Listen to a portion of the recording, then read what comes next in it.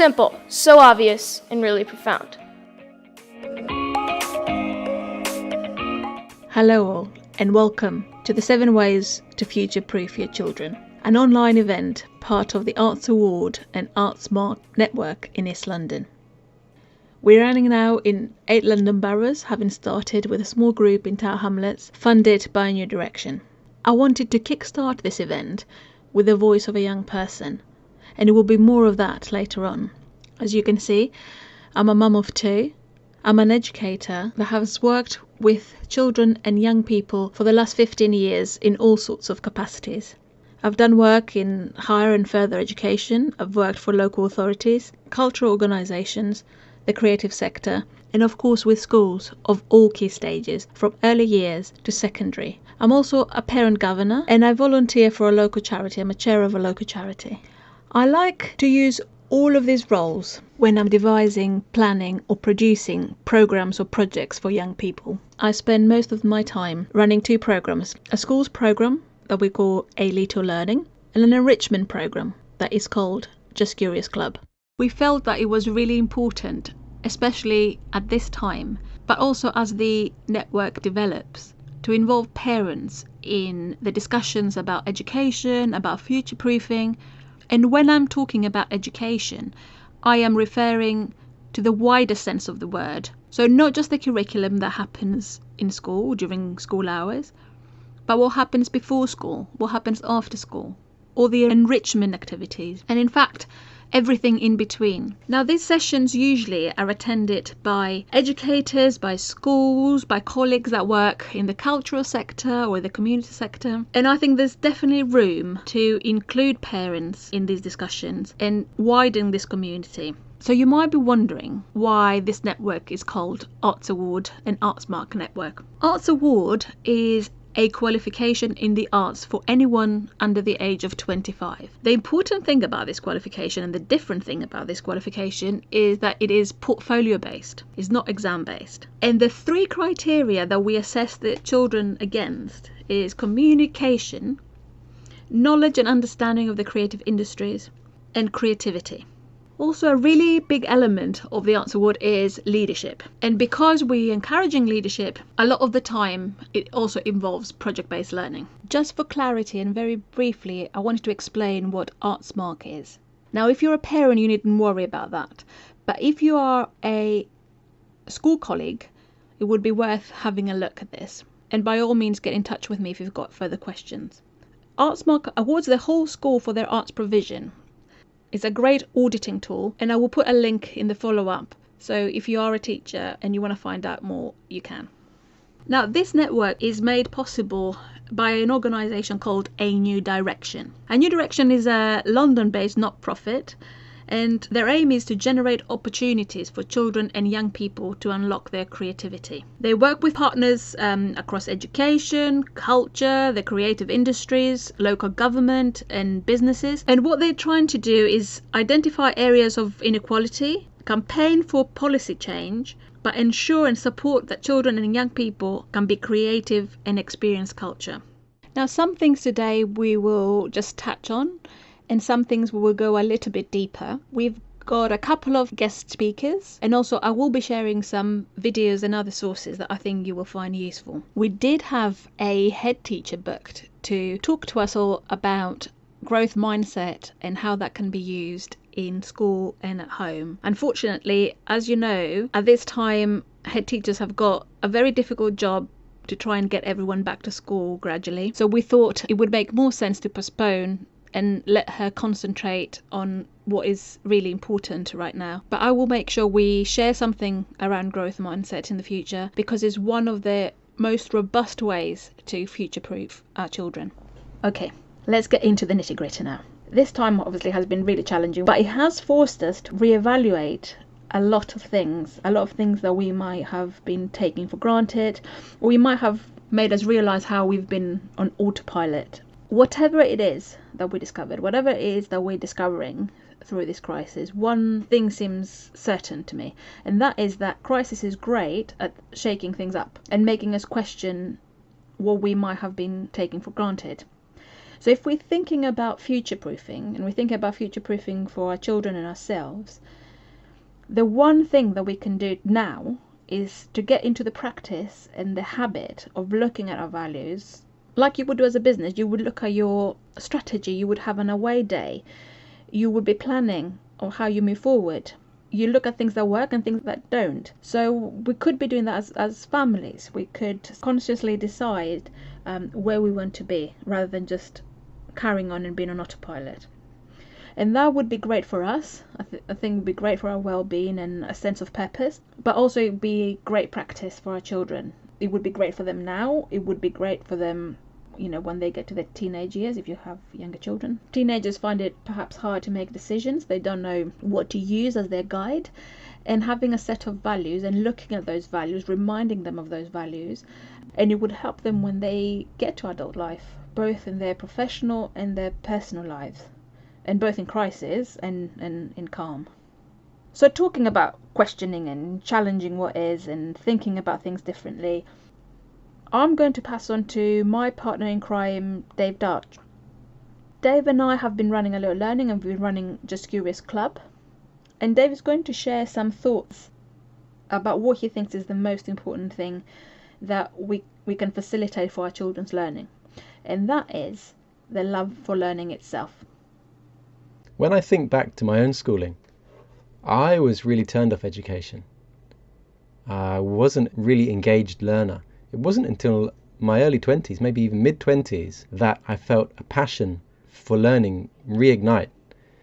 And it was because what I wanted to learn was relevant to my future. I feel that my school days were, apart from the social development, a bit of a waste of time because I didn't see the relevance. Not because what was being made available for me to learn was poor, although often the way it was done was so unimaginative. For example, mathematics was so abstract, and I was so turned off maths that I spent a whole year doodling, copying the answers from my neighbour's book. As soon as he'd written them down, I'd write them in mine, and then I'd embellish them, flourish them, and unsurprisingly I moved down a maths group. I didn't feel it. I wasn't really engaged. Children are natural learners. It's not the teacher's job to teach as much as it is to facilitate learning. And that's been a big shift for me. It's not what can I impart into this child's mind, which is what testing proves, or measures rather, but it's how can I provide a safe and constructive pathway for this child to move from A to B. From where they are now, with all their previous learning, how can I help them get to where they could be? And that's individual to each child. So I feel the danger is that we teach the things that are easy to measure, instead of creating the environment to nurture the skills we need for the future. And so I think of this idea as fuel. When I see motivated learners, it's like I'm looking at their fuel tank. And every so often, in a different subject, you'll see a child just kind of light up. And they just tap into this fuel source, this energy source, that just lights them up and excites them. They're thirsty for the knowledge of this subject. And so I think that's key for every child to find, and every adult to re-find. And so we need to provide a wide variety of disciplines, art forms, experiences, learning opportunities, so that every child can find the thing or things that really light them up. Because once they find this energy, this fuel tank, the possibilities are endless. The issues that Dave just touched on now were super important and lead us really nicely to the next section, which is all about creativity. I think it would be helpful to define creativity, just so we have clarity. So I tend to say that creativity is the act of turning ideas, turning imagination into real things, into reality, turning imagination into reality. And if we wanted to take that further, we might say that it's the ability to perceive the world in new ways, or maybe to find hidden patterns, to make connections between unrelated things, and to generate solutions. Now that last thing, the idea of a solution, of sort of originality and value combined, that is a fundamental part of creativity that I feel is often missed out. I think most of us would agree that creative activities sort of help us acknowledge and celebrate our own uniqueness and diversity, that they have all sorts of well-being benefits. And yet, I think most of us would agree that is not nurtured broadly or effectively. Now, I was watching the Great British Menu the other day, as you do. My 5-year-old daughter is totally obsessed with it, obsessed with cooking programs, competitions, that sort of thing. Anyway, one of the judges was the children's laureate, Cressida Cowell, and she was saying that she visits schools quite often, and one of the things that she hears from teachers is how little creativity there is in schools. And that's not news to me. From my experience, actually, that gets diminished as children move up the years. So we might find that our receptions, we have more child-centered learning or play-based, and then as they move up they get less and less. But now that is a problem, and that's a problem because creativity was the most in-demand soft skill for applicants in 2019, and it has retained its place heading into 2020, according to LinkedIn. What LinkedIn says organizations need people who can creatively approach problems and tasks across all business roles, from software engineering to HR. So creativity is the number one skill that employers need at the moment and in the future. That's really extraordinary. Now, children are creative full stop. They don't need any help there. What happens is that they actually lose their creativity through growing up or through education perhaps. So we need to see how we can encourage our children to develop their creativity. What can we do as parents and as educators? So I think children need an environment where they're encouraged to explore the world around them and take risks without fear of failure. So one thing we can do today is reduce the idea of right and wrong. That gives them permission to try and experiment more. Also, to me, just doing creative activities is not necessarily the be-all and end-all. How those activities are structured and how they're planned and how they're thought out is actually super important too. For example, total free play does develop creativity and children totally learn brilliantly this way. However, it has its limitations. Let's take dance as an example. Having a dance lesson that is totally based on improvisation is not great. Neither is one that is all about copy what I do sort of thing. What we should be after is an example of a session that does teach a skill or a technique and then has activities that use the improvisation, they use that creativity, they use the imagination to put those techniques, those steps in the example of the dance together. So each child's dance would be unique. I support schools a lot with their creative curriculum. I visit schools all the time, and one thing that I know to look at is their art displays. Now, if you visit a school and you get an art display with 60 pretty much identical replicas of, I don't know, X artwork that the children have been studying, looking at, then I know I need to look at the principles of that school for their creative learning. I know there's a problem there because of the lack of originality and personalization in the output of the creative process. Because it cannot be a true creative process if those elements are lacking. And I leave you with that thought, but I will share clips from a 20-minute TED Talk by a man called Ken Robinson. So I want to talk about education, and I want to talk about creativity. My contention is that creativity now is as important in education as literacy, and we should treat it with the same status. Thank you.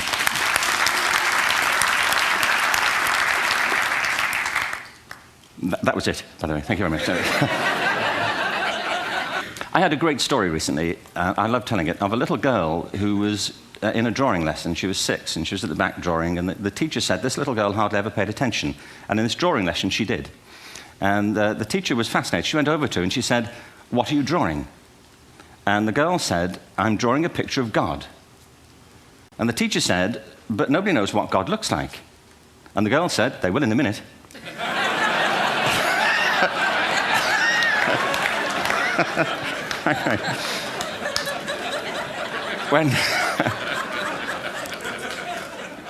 When my son was 4 in England, actually he was 4 everywhere, to be honest. I mean, if we're being strict about it, wherever he went, he was 4 that year. But he was in the Nativity play. Do you remember the story? No, it was big. It was a big story. Mel Gibson did the sequel. You may have seen it. I don't know. It was Nativity 2. But James got the part of Joseph, which we were thrilled about. We consider this to be one of the lead parts. We had the place crammed full of agents and T-shirts. You know, James Robinson is Joseph. He didn't have to speak, but do you know the bit where the 3 kings come in? They come in bearing gifts, and they bring gold, frankincense, and myrrh. This really happened. We're sitting there, and they, I think, just went out of sequence. Because we talked to the little boy afterwards and said, you know, are you okay with that? And they said, yeah, why was that wrong? They just switched. I think that was it. Anyway, the 3 boys came in, little 4-year-olds with tea towels on their heads, and they put these boxes down. The first boy said, I bring you gold. And the second boy said, I bring you myrrh. And the third boy said, Frank sent this.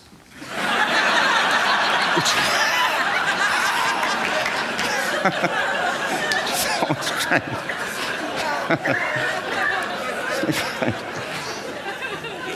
What these things have in common, you see, is that kids will take a chance. You know, if they don't know, they'll have a go. Am I right? They're not frightened of being wrong. Now, I don't mean to say that being wrong is the same thing as being creative. What we do know is, if you're not prepared to be wrong, you'll never come up with anything original. If you're not prepared to be wrong. And by the time they get to be adults, most kids have lost that capacity. They have become frightened of being wrong. And we run our companies this, by the way. We stigmatize mistakes. And we're now running national education systems where mistakes are the worst thing you can make. And the result is that we are educating people out of their creative capacities. Picasso once said this. He said that all children are born artists. The problem is to remain an artist as we grow up. I believe this passionately, that we don't grow into creativity, we grow out of it. Or rather, we get educated out of it. Our education system is predicated on the idea of academic ability. And there's a reason. The whole system was invented around the world. There were no public systems of education really before the 19th century. They all came into being to meet the needs of industrialism. So the hierarchy is rooted on 2 ideas. Number one, that the most useful subjects for work are at the top. So you were probably steered benignly away from things at school when you were a kid, things you liked, on the ground you would never get a job doing that.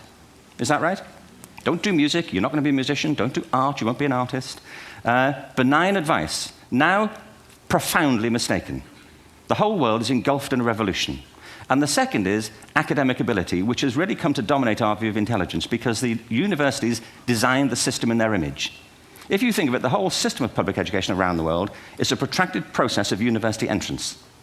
And the consequence is that many highly talented, brilliant, creative people think they're not, because the thing they were good at school wasn't valued or was actually stigmatized. And I think we can't afford to go on that way.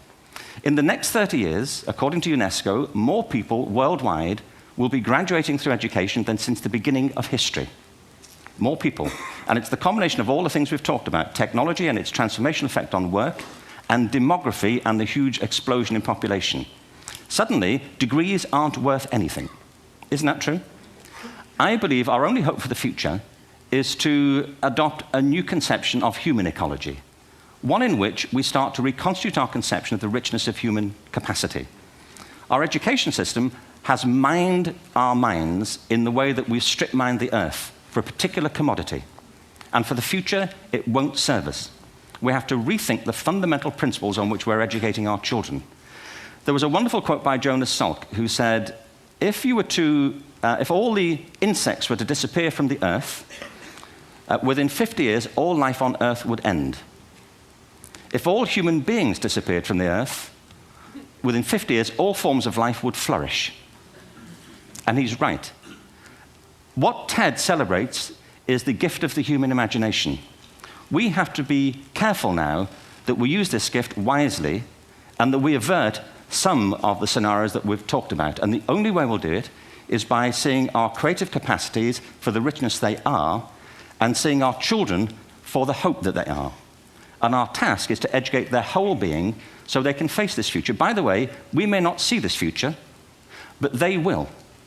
And our job is to help them make something of it. Thank you very much. Bravo. Hear, hear. Sir Ken Robinson there. Absolutely amazing speaker. In fact, I think that TED Talk is the most watched TED Talk of all time. And let's move on to our fourth way to future-proof our children. I've gone back to Logan. Logan is the voice of the young boy that opened up our event today. And he gave a TED Talk. I'm going to play you a little clip of his TED Talk in a minute that talks about TLCs, the therapeutic lifestyle changes. And this is a term that was introduced by somebody called Dr. Roger Walsh. Just for the purpose of this and the purpose of my own thinking as parents, so I renamed it into terrific lifestyle choices. We all know from our own experience that any habit is really difficult to shift. And we often talk about this when you talk about bad habits that are really difficult to shift. But actually we can use that principle for good habits. So what I've been thinking lately is how can we instill really good habits from really early on and therefore create the most strong foundation for our children, because they just become second nature. So if we can put those 8 things into their schedule every week, then not only do we provide a great foundation for them, but actually we increase our own chances of having those. One good thing about being a parent is actually that it pushes you to be a better person, whether you want it or not. So I'll play you that little clip so you can hear it from Logan himself. We don't seem to make learning how to be happy and healthy a priority in our schools. It's separate from schools. And for some kids, it doesn't exist at all. But what if we didn't make it separate? What if we based education on the study and practice of being happy and healthy? Because that's what it is, a practice, and a simple practice at that. Education is important, but why is being happy and healthy not considered education? I just don't get it. So I've been studying the science of being happy and healthy. It really comes down to practicing these 8 things: exercise, diet, nutrition, time in nature, contribution, service to others, relationships, recreation, relaxation and stress management, and religious or spiritual involvement. Yes, got that one. So these 8 things come from Dr. Roger Walsh. He calls them therapeutic lifestyle changes, or TLCs for short. He's a scientist that studies how to be happy and healthy.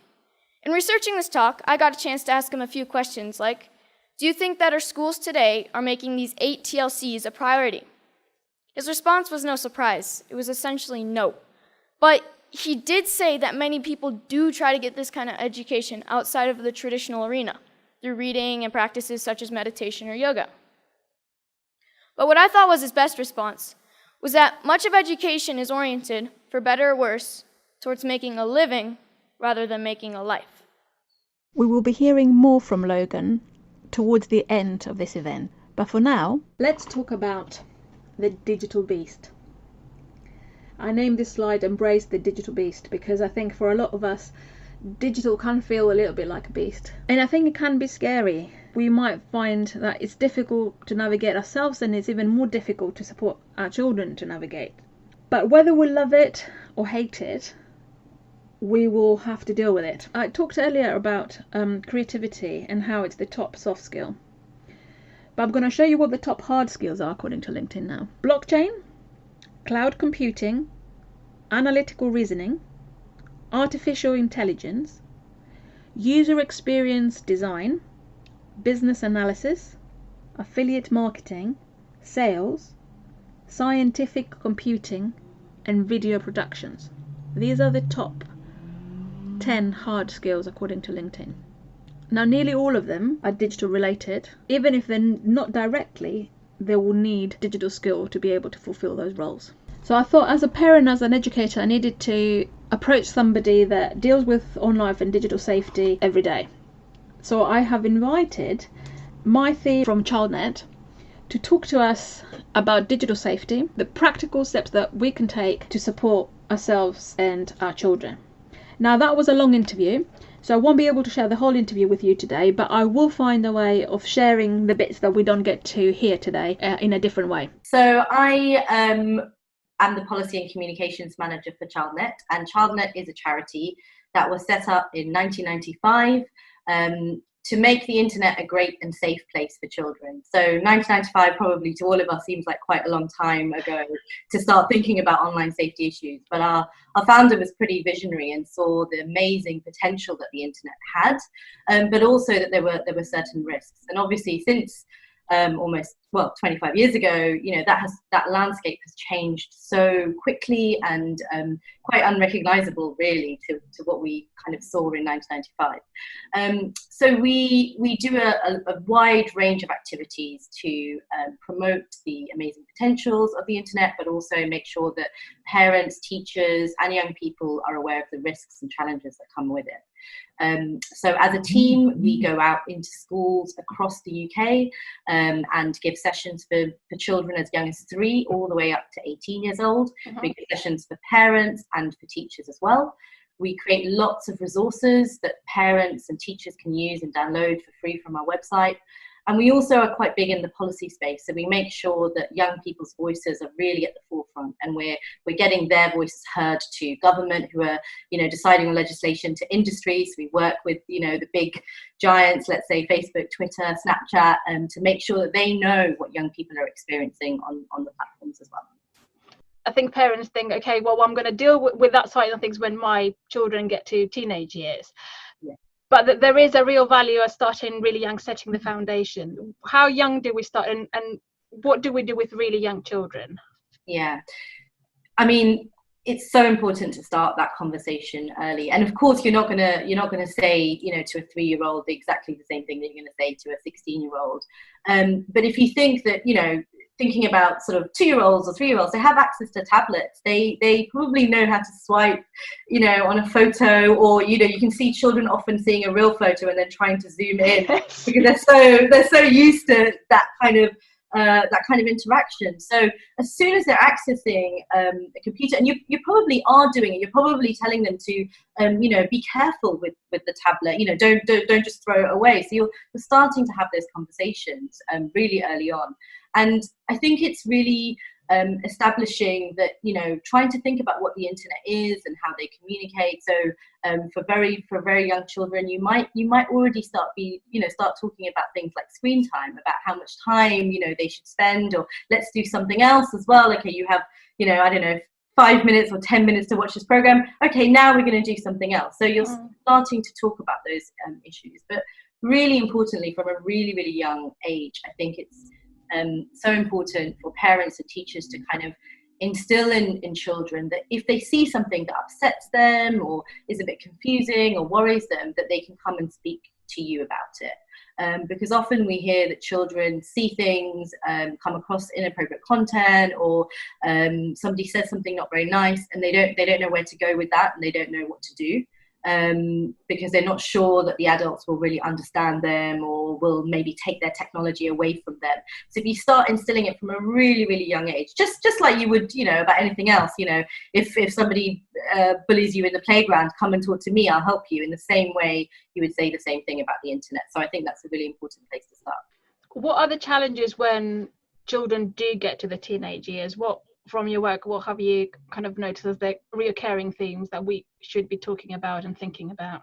Yeah, so there's a number of things that I suppose that parents can be aware of for all children, but obviously as children grow, they're likely to use the internet more and more, and of course they want their independence, and children are often at the forefront of new technology. I'm sure lots of parents and educators feel like they're the children, and particularly the teens, are experts on everything internet related, and they have nothing to offer them. But we always say that as adults, you really are the experts on life. You understand behavior and relationships, and you can still support children. So whilst teenagers might not want to talk to you about it, keep encouraging that conversation. Keep reassuring them that you're there. So things that that you should kind of be aware of in terms of as children kind of grow up. Things like their conduct. So that's really thinking about how they behave online. And whilst we feel really importantly that we shouldn't put the responsibility on children to keep themselves safe online. They should be given the skills to navigate the online world safely. And I think, when we're talking about future-proofing children, they need to have the skills to understand what to do when somebody is putting pressure on them to do something, and where would they go for support, or they need to think about what are they posting or sharing online that might be upsetting for others or offensive to others, or something that they might feel like, oh, that doesn't really portray me in the way that I want to be. And then of course, children are really, really curious. So obviously things like pornography or content that is violent, they're often sort of trying to push the boundaries, and they're trying to separate themselves from the adults as well.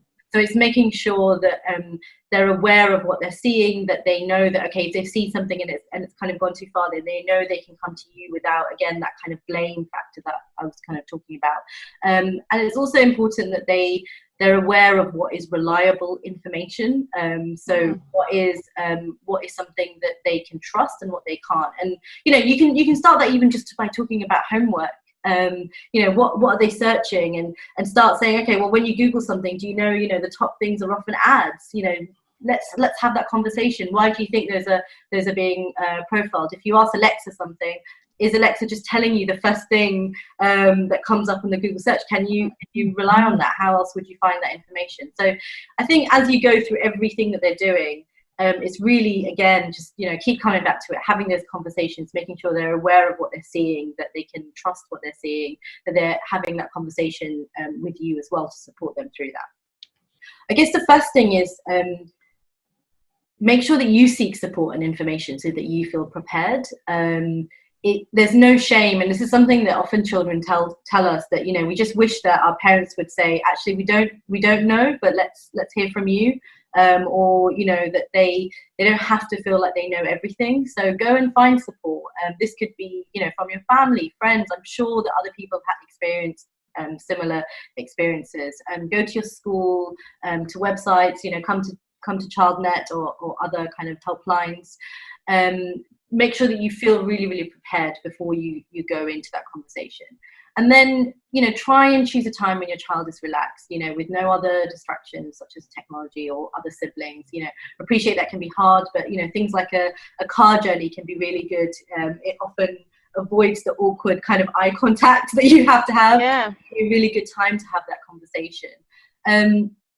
Plan what you want to say, and consider that your child might be embarrassed or awkward. For example, if it's something around sharing of a nude image or something, it's really, really embarrassing to talk about that kind of thing, especially with your parents. And respond to your child. Each of your children might respond quite differently, and you might think they did it for different reasons. So make sure that you're responding to what they need and what they support. And however embarrassing and awkward it is for you, it's probably 100 times more so for them. So just kind of keep that in mind, and just stay calm, be really open to what they're saying. And if you don't know the answer, that's absolutely fine. You can just say to them, look, I don't know what to do about this, but here's where we can go and to get more support. Because children often say, the reason why I don't tell anybody because it's too late, because it's out there on the internet and it's there forever. And therefore they feel like they just got to manage it themselves. You don't have to promise them that you're going to take everything down, but you can definitely say, look, we're going to be here together. We're going to go and find support. We're going to go and speak to people. We can speak to people anonymously as well, and kind of make sure that you let them know that you're going to be there for them step by step. Amazing. Maithi, thank you so much for sharing your knowledge and expertise. That was absolutely brilliant. And we'll say goodbye. Thank you. Thanks for having me. This was Maithi Rajesh Kumar from ChildNet with some great advice there. As I said, there's a few more clips that I will be sharing in different ways. Now, for number 6, I've chosen to share with you project-based learning. Now, project-based learning is a type of pedagogy that puts student at its center. It's very dynamic, it's hands-on, and believes that students acquire a deeper knowledge through active engagement with the real world. So in layman's terms, instead of learning about something, you learn via doing something that is real. So now that not only makes learning applied and relevant, but also actually engages with the real world, sort of beyond the life of the project. Some schools are using PBL. PBL is an abbreviation of project-based learning, and others might not do that. You might be a parent that gets project-based homework, for example, and that you might not know how to tackle it. Or your child might attend a school that does not use PBL, and you want to encourage this in other ways. I always use project-based learning principles in programs I design. And the other thing I do is I use platforms, I use frameworks, like, for example, the Arts Award that I mentioned earlier, to facilitate this type of work. A great example of this is a project with the Wigmore Hall. Now, Wigmore Hall is a chamber music hall on Wigmore Street, which is the kind of the Bond Street area down in central London. What they wanted to do was develop their engagement with young people. Their learning department wanted to develop their engagement with young people. Because, let's face it, chamber music is not exactly the most preferred music genre for that sort of young demographic. But they also wanted to shift how they worked as an organisation. So what we did is we designed an Arts Award Silver programme where about 12 young people, with our help, created a concert at the hall. Now, that was a real concert. They programmed real artists. They worked with the box office. They dealt with budget, they designed marketing and social media strategies, they were being the artist liaisons, they run the event on the night, they were front of house, they run the whole thing. They had an absolutely true experience. They developed their knowledge and understanding, their creativity, their problem solving, and a whole range of communication skills, from presenting to writing budgets and everything in between. They also got assessed and they got accredited. This is a portfolio-based qualification. I actually assessed them and their work was accredited by Trinity College London. What they also did is they changed the vibe of an existing organisation, a real organisation. So they had real impact in the real world. And that is a really important element of project-based learning. So I thought what might be useful at this stage is to explore some strategies that good project-based learning should involve, and I have chosen to share a little video with you to demonstrate this.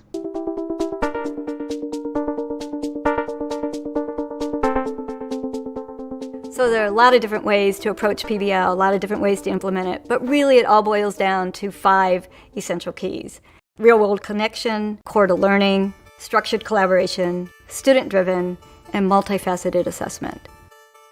The first key component of PBL is real-world connections. And really what this entails is having an authentic problem that drives the curriculum. So students are given this question, for example, what's in our water and how did it get there? And then the students choose different paths to explore that question. One of the problems in the ocean is that with the higher amount of CO2, calcifying organisms are decreasing. We're testing to see how well life in the ocean lives without calcifying organisms. When the students know that what they're doing in a classroom has an audience outside the classroom, it really helps them deepen their thinking on it. I think that is pretty authentic in terms of what the future work world holds. So the second commonality is the PBL unit provides academic rigor. This is not something that teachers would add at the end of a unit because they learned all the content they're supposed to learn already, and so this is, the fluff that they can do at the end. This is the unit. This is the way that they learn the content. So what's your standards you're going to be covering? We're going to do 5A, which is analyzing scenes, and this is huge in this book. When you can show that you're incorporating the standards, building these projects that aren't fluffed, a lot of eyes and ears open, because people are hungry for that. Structured collaboration refers to allowing the students to work together, but giving them a structure within which to work. Our project was to create a aquaponics system, and we had several people working on it. In my case, I was kind of the team leader. 2 members of my group who are kind of just like the thinkers that would think, what if we could include this? Once those 2 came up with the ideas, it would go through another person who was kind of like the designer to figure out, how would we make it? And then it would kind of go up to me and say, and I would kind of be like the final decider. We would never put 4 kids together at a table and say, here's a task, get it done during this time period. It's very carefully scaffolded.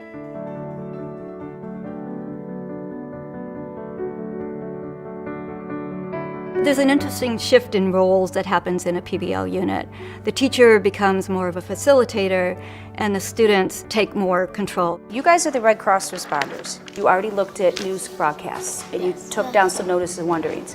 You need to take all of this, and you need to bring it together. So I have to write down the aspects of the news broadcast. You got it, exactly. So Qasim's got it. Qasim can give you some ideas on how to start. But as a facilitator, the teacher needs to be able to ask good questions. She needs to redirect if necessary, give hints but not answers. And that's really an interesting role for teachers to learn how to do. Multifaceted assessment refers to assessment being integrated throughout the entire PBL unit. I do a lot of formative assessments. It's not a test at the end of the week or the end of a unit. You're doing a lot of small check-ins with the students to see where they're at and to see that they're growing along. I think it's really important to also make sure that the students are assessing themselves. It's a process that we are really trying to bring back again to the student so that kids are part of the assessment process and that assessment is just not being done to them.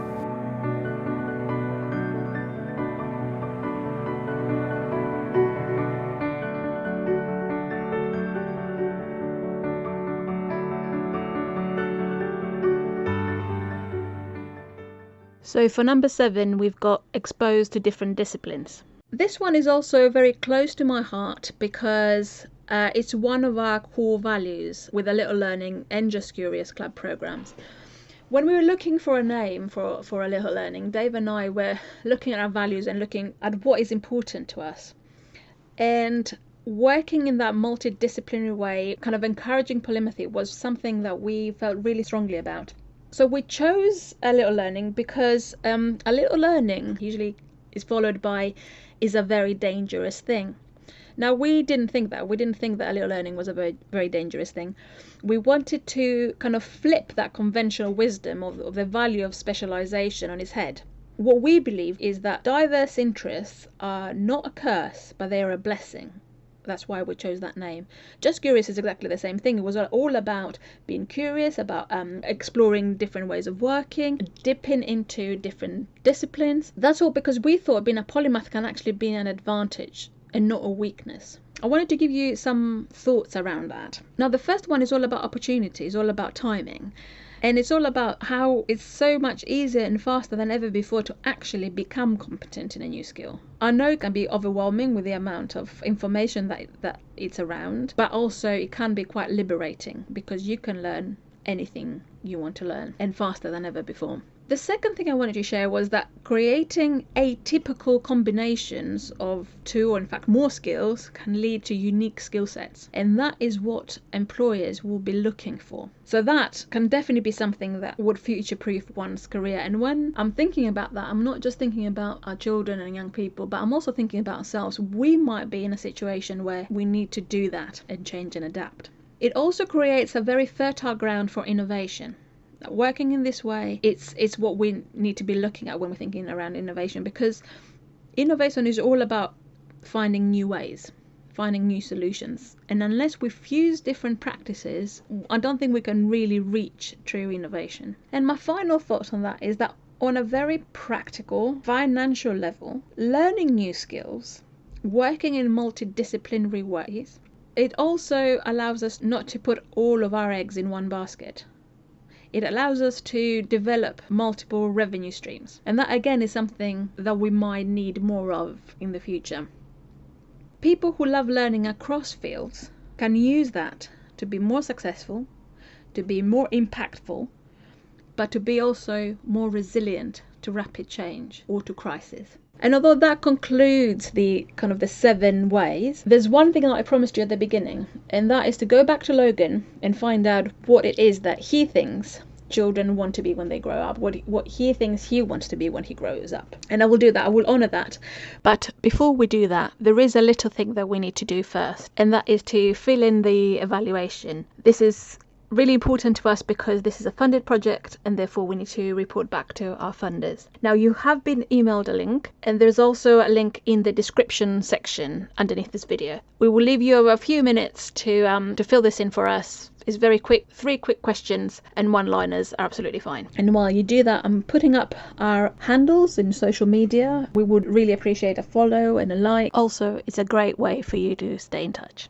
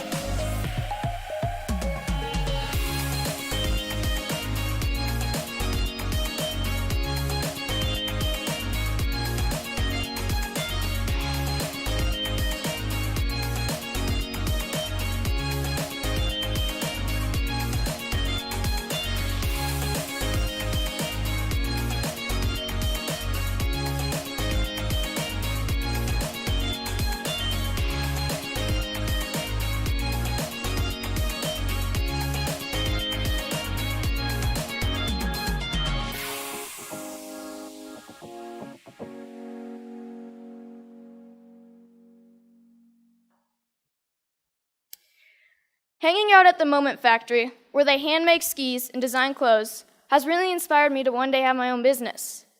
The guys at the factory have showed me why I need to be good at math, be creative, and get good at sewing. So I got an internship at Big Truck Brand to get better at design and sewing. Between fetching lunch, scrubbing toilets, and breaking their vacuum cleaner, I'm getting to contribute to clothing design, customizing hats, and selling them. The people who work there are happy, healthy, creative, and stoked to be doing what they're doing. This is by far my favorite class. So this is where I'm really happy, Powder Days. And it's a good metaphor for my life, my education, my hack schooling. If everyone skied this mountain, like most people think of education, everyone would be skiing the same line, probably the safest, and most of the powder would go untouched. I look at this and see 1,000 possibilities. Dropping the cornice, shredding the spine, looking for a tranny from cliff to cliff. Skiing to me is freedom, and so is my education. It's about being creative, doing things differently. It's about community and helping each other. It's about being happy and healthy among my very best friends. So I'm starting to think I know what I might want to do when I grow up. But if you ask me, what do I want to be when I grow up? I'll always know that I want to be happy. Thank you.